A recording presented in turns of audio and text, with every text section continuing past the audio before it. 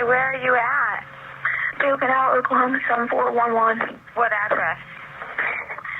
700 Magnolia Court. Okay. Are you the only one there? No, my brother's attacking my family. Your dad is attacking your family? No, my brother. He has an idea killing me. Oh, millions of people know.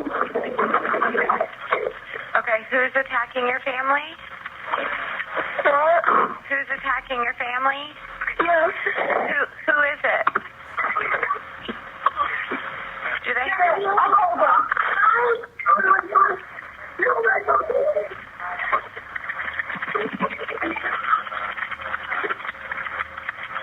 Are you there? Hello? Hi, what's going on there? What's going on there? Hello? Hello? Welcome back to the TM Podcast. What you just heard was the 911 call from 12-year-old Daniel Bever. Immediately after the call disconnects, his life was taken from him by his brothers Robert and Michael Bever. The topic for today's episode is the Broken Arrow killings.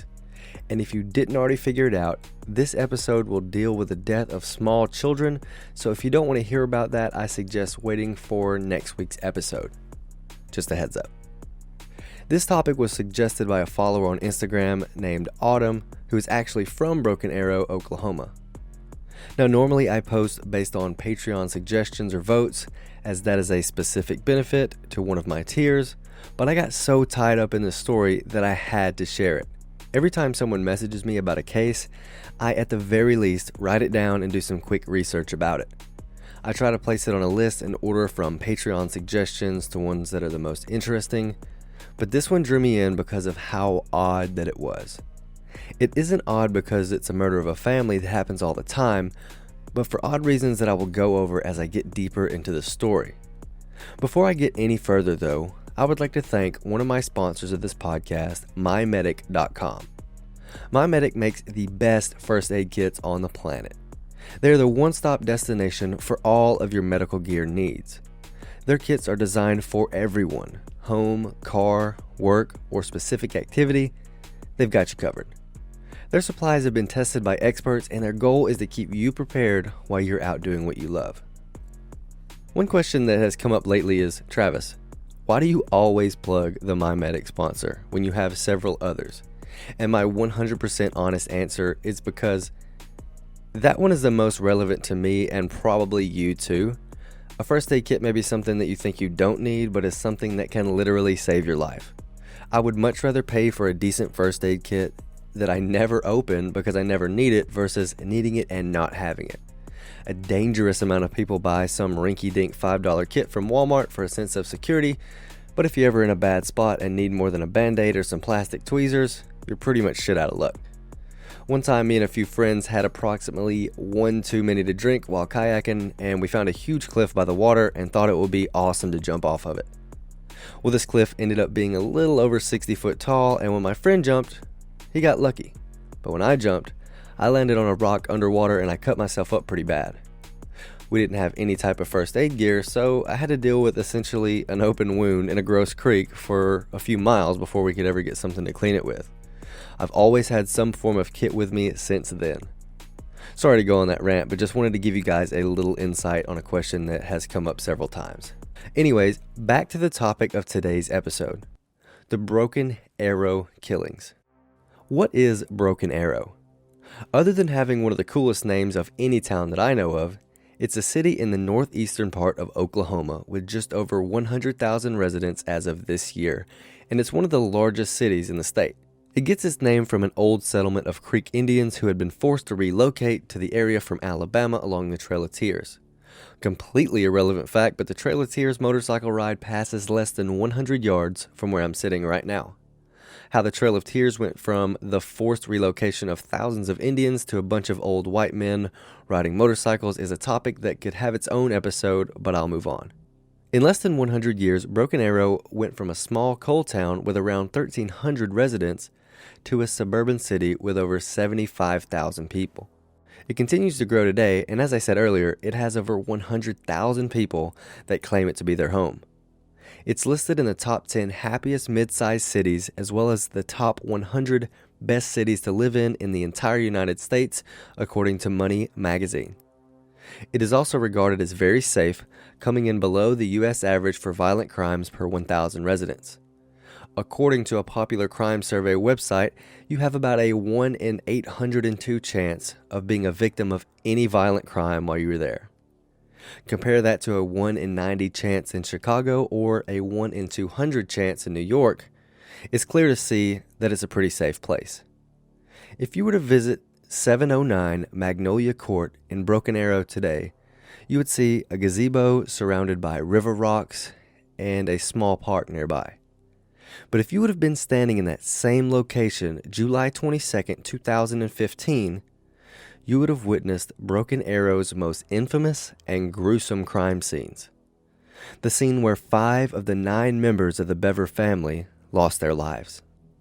The Bever family consisted of 52-year-old David, 44-year-old April, 18-year-old Robert, 16-year-old Michael, 13-year-old Crystal, 12-year-old Daniel, 7-year-old Christopher, 5-year-old Victoria, and 2-year-old Autumn. According to some neighbors, the Bevers were incredibly introverted.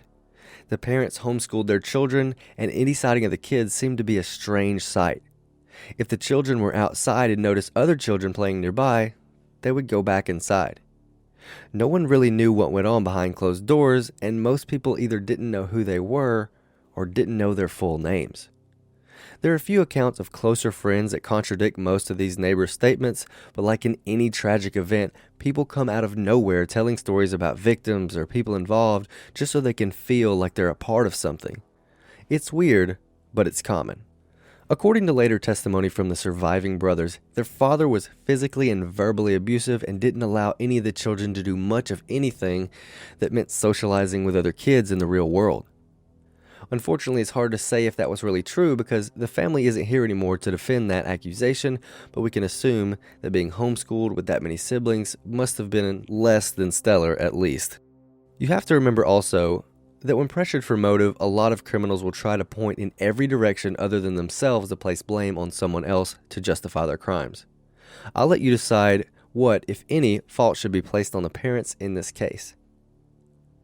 Even though they weren't really allowed out, the kids were allowed internet access, and the 2 eldest sons took a particular liking to the stories about murderers and killings. Robert and Michael were vividly fascinated with the Columbine shooting, as well as the Aurora theater shooting.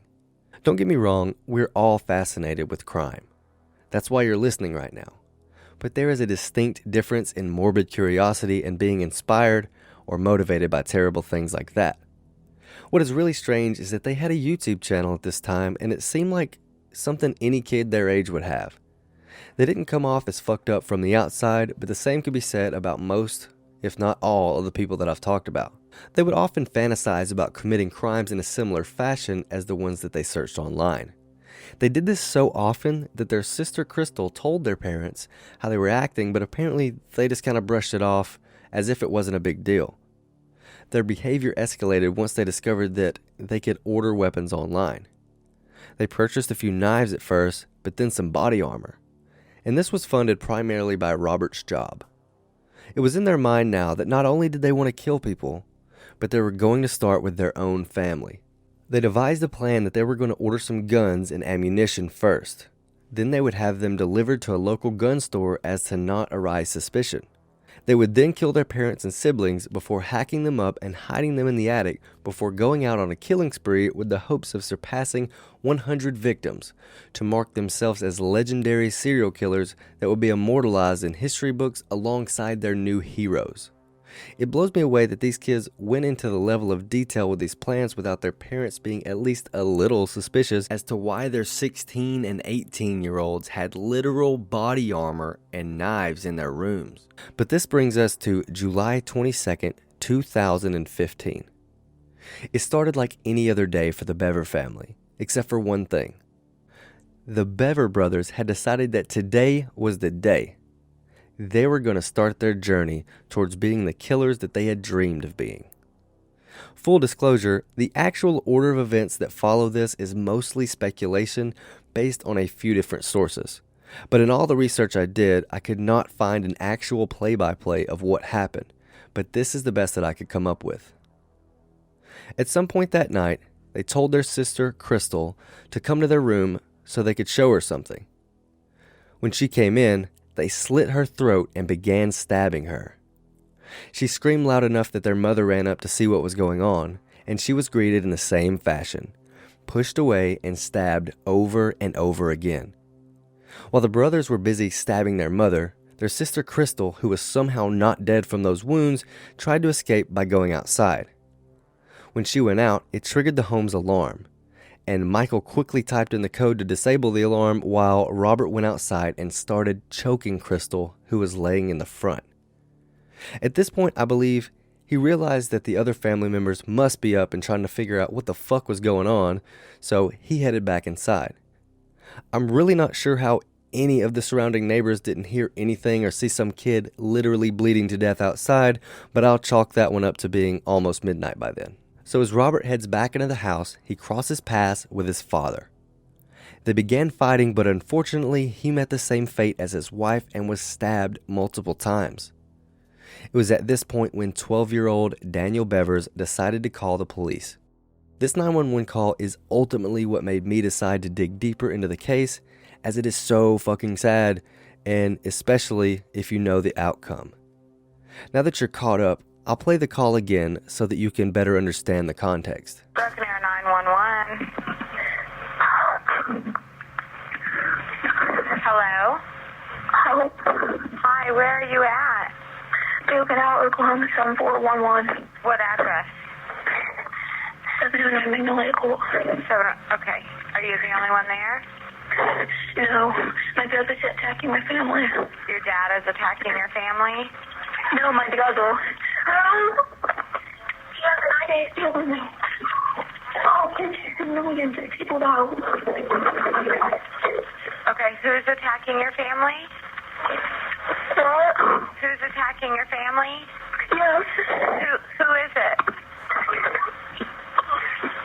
Do they